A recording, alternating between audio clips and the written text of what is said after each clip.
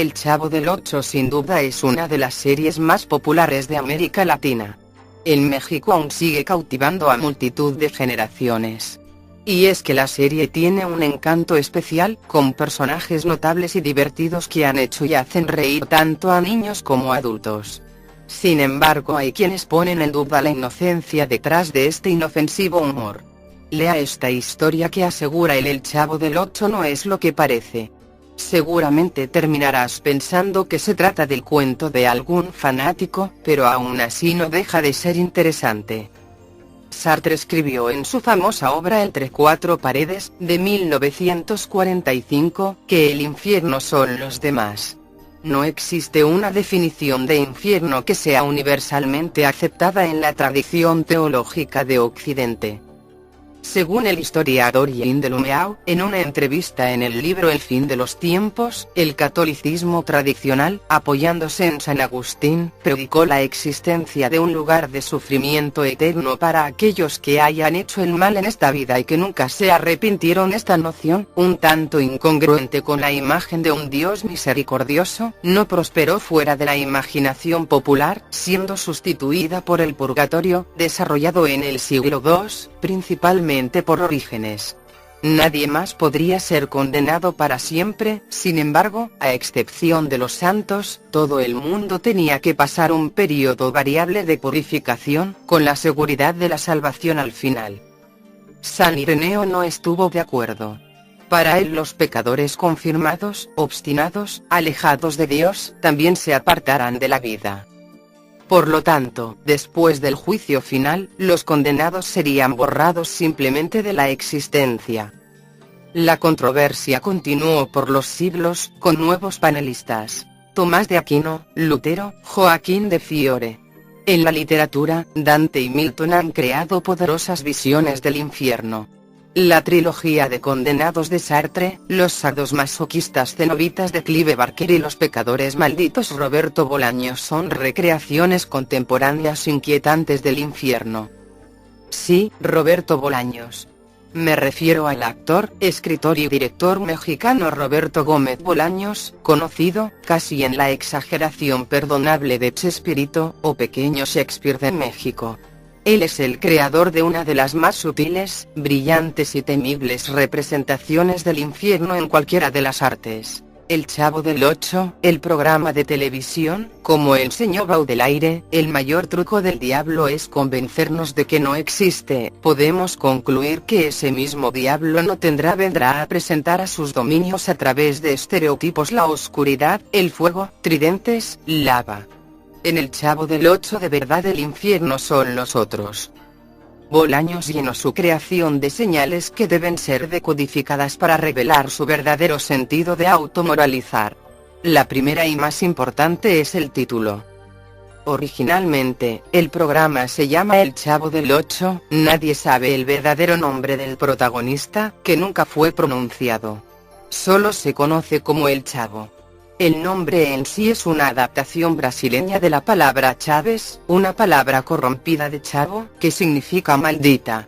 Es cierto que un niño, o chavo, es aquel que hace maldades, le trastoca el orden de lo que es moral y socialmente aceptado como correcto.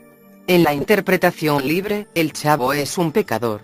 Por lo tanto, la serie trata de pecados. No de pecados mortales, de lo contrario sería muy difícil que los personajes generaran simpatía, sino de pecados capitales. Contrariamente a lo que muchos creen, el protagonista no vive en un barril, sino en la casa con el número 8. Estando huérfano y sin hogar, fue recogido por una mujer mayor, que nunca fue mostrada, y que tal vez no exista. Si la muerte existiera de forma material, el número 8 estaría sutilmente asociada a ella. Solo se tiene que voltear el número 8 y se obtiene el símbolo de infinito. La muerte es infinita, porque no hay vida antes de la vida y después de la vida se pasa de nuevo a su estado anterior. La vida puede ser medida por el tiempo, antes y después es, por definición, infinita. Nada infinito, gracia infinita, purgación infinita. Esta vecindad del Chavo no es más que un pedazo de infierno, especialmente preparado para recibir a sus invitados, muertos y condenados en el juicio final. una variante cómica de Entre cuatro paredes, donde dos mujeres y un hombre además de un mayordomo, donde el Sartre comunista no tuvo en cuenta el carácter representativo de la clase proletaria, se ven obligados a soportarse unos a otros para la eternidad, en un ciclo interminable de acusaciones y violencia.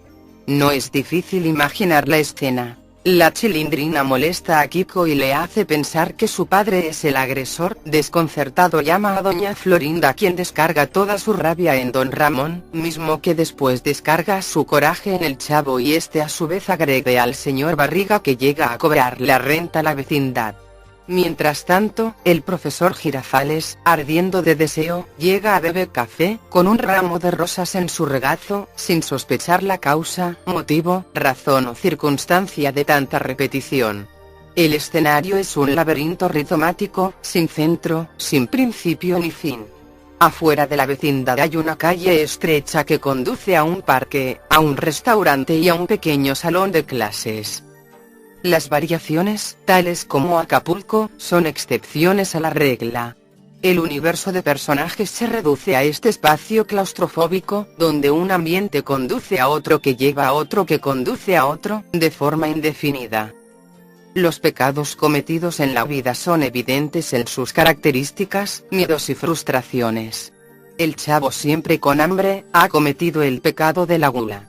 El glotón empedernido y su preferencia por el sándwich de jamón muestra desprecio por las leyes de Dios, que prohibía el consumo de carne de cerdo, un animal sucio. Enemigo de cualquier autoridad moral, él llama a su profesor maestro longaniza, otras referencia a la malograda delicia porcina. Don Ramón, que trabaja en exceso para no trabajar después, cometió el pecado de la pereza. Constantemente requiere redoblar los esfuerzos de escape, para no pagar las indefectibles 14 meses de renta. Estos nunca se convierten en 15 meses, lo que indica que el paso del tiempo está suspendido.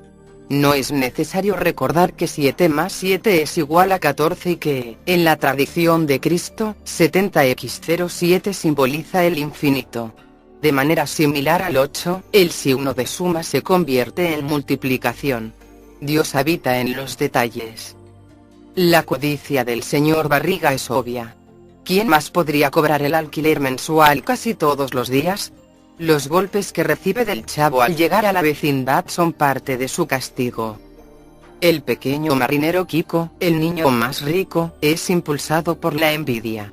Cada vez que veía a uno de sus vecinos más pobres disfrutar de un juguete estropeado, la codicia le provocaba alegría e iba por uno de los suyos, siempre más grande y mejor, pero nunca le daba satisfacción.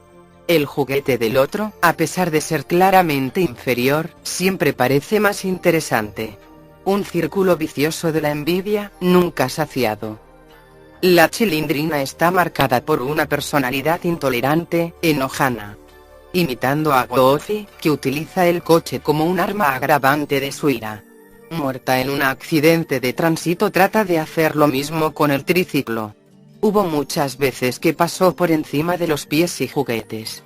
Pero la musa que canta la ira del poderoso Aquiles no le da importa la ira de la insignificante Chilindrina. Siendo la más débil y más pequeña físicamente de la vecindad, solo puede llorar y llorar y llorar. Doña Florinda y el profesor Girafales son unos libertinos del tamaño del marqués de Sade y Mesalina o ellos mismos. Maestros en el arte de la lujuria, y finalmente condenados por la eternidad a la abstinencia sexual. Frígida e impotente, que lo anhela con la mente, pero no con el cuerpo. Consumen interminables tazas de café que con propiedades estimulantes alimentan el fuego que no pueden consumar. El profesor Girafales fuma en el aula, no porque el Chavo del 8 fuera grabado antes de la plaga de lo políticamente correcto, sino debido a la rara tradición poscoital de encender un cigarrillo, hacer un anillo de humo en el aire y preguntar ¿te gustó? Incapaz de cumplir la primera parte del ritual erótico, sin saberlo, lleva a cabo lo segundo. No es sorprendente que la banda sonora de sus reuniones sea una adaptación de la banda sonora de la película, Lo que el viento se llevó. La última frase de la película es mañana será otro día. En el pueblo, siempre habrá otro día y otra taza de café. Doña Clotilde, la bruja del 71, sufría de extrema vanidad. el genio de Bolaños tuvo la delicadeza de invitar a la española Angelines Fernández, para interpretar al personaje. Una vez más el signo de una condenación eterna aparece. 71 no es más que 7 más 1 igual 8. Doña Clotilde era dueña de una mascota, significativamente llamada Satanás. Llama la atención sobre otro elemento importante: la presencia de varios demonios vagando en la vecindad. Se trata de un demonio polimorfo. En algunos episodios Satanás es un gato, y un perro en otros. A diferencia de la paradoja pato-conejo de Jastrow, Wittgenstein y Thomas Kuhn, que servía para el desenvolvimiento de la razón, el gato-perro es una representación de la mística, el perro en persona. En 1589 el teólogo Peter Binsfeld, en el libro Clasificación de demonios de Binsfeld, estableció que cada uno de los 7 pecados capitales tiene un patrón infernal. Es revelador que Lucifer, el nombre con el que muchos llaman a Satanás, genere vanidad. Los otros son la generación de la lujuria Asmodeo, Belcebú la gula, la avaricia Mamón, la pereza Belpegor, Azazel la ira y la envidia Leviatán. No nos engañemos, ellos rodean la vecindad constantemente para promover el desorden, el dolor y la tentación. Si el gato perro de Lucifer / Satanás ayuda a difundir el rumor de que la señora Clotilde es una bruja, parece obvio que la bella muchacha Patty y su tía Gloria son Belcebú y Belpegor transformados en súcubos, demonios de sexo femenino, preparados para atizar el apetito del chavo y despertar al don Ramón de su letargo. A su vez, el galán de las novelas Héctor Bonilla, quien visitó la vecindad, es nada más que Asmodeo en forma de incubo, demonio de sexo masculino, con la misión de romper la relación de la pareja de libertinos castrados. Ñoño es Mamón, instigando a su avaro padre a gastar en exceso. Popis es Azazel, incrementando la ira desconcertante de la Chilindrina con su inutilidad. Godínez es Leviatán, avivando la envidia de Kiko, con sus respuestas certeras e involuntarias al maestro Longaniza.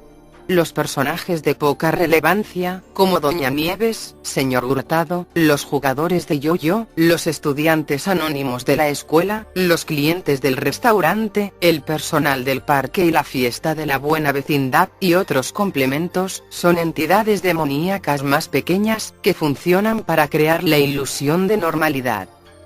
De hecho, los que frecuentaban la vecindad parecen atrapados de su condición.